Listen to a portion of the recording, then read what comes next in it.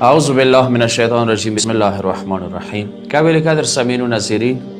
ایوا دوی واقعي څنګه ګراوند ریالټي حقیقت نه وتی زی به نام نور باندې تزیا کوم نور باندې بحث کوم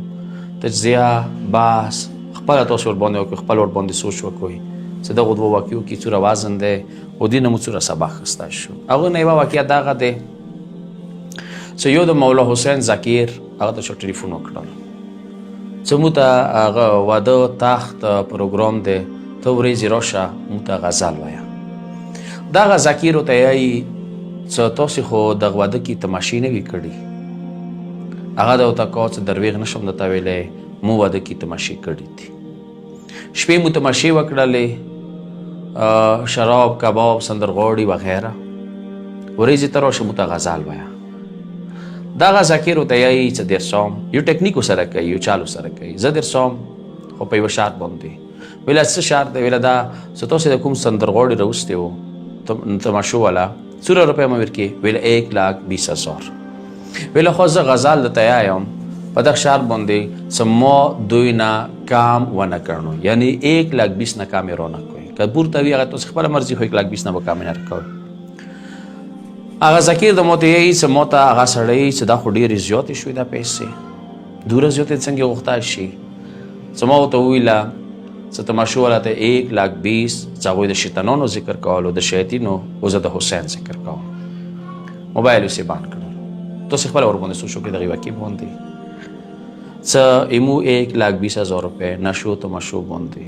چې هغه سره شیاطین راځي خدای خفه رسول الله خفه اهل بیت خفه یو ذکیر د حسین هغه غواړي یو غزل وایي هغه سره ټکنیک هغه پیسې نه غواړي هغه ورته وایي چې دومره زیاتې پیسې بس نوره ته زیات اوسې خپله ورباندې وکړو چې مو شیطان شیاطین بېدینۍ او د ذکر د اهل بیت علیهم السلام دوی منځ کې څه خلته سلوک د ورسره کوو بله واقعه دغه دی ما دا وویله چې اخر به مو ویلې اسراف کوو وادو کې بېتحاشه خرچې او 1,000 نه ونیسه 1,20,000 جوړه دا کلیپ چا اورېدلی دی هغې ښځې شوهر ته وویله چې ما یې واده جوړه دی ما وشپېچټي بکس کې صندوق کې ویلې ایښي دی دې به ورځې قیمت ما نصاب وشي ما سره جیولر سامان دی دا یو ساغو صاحب ته چې ته یو غریب کس وي هغه به ورسره واده کار وشي دا سامان راغو خونې ته یو یتیم بچی دی پلار یې مړ شوی دی هغه دا شی مونه قبول کو هغه جوړه ورته میلاو شوه سره د جیولرز یا هغوی څو ورځې مخکې واده ډېر ښه طریقې سره هغې جوړې سره وشو او 1,000 جوړې خستلې نه باد شو جیولرز نه باد شو دا مو دوی واقعي بیان کړی دی خپله ورباندې لږ سوچ وکړئ چې مو هغه واقعه ما مد نظر وي دا واقعه ما مد نظر وي تجزیه سوچ فکر کمنټس لیکل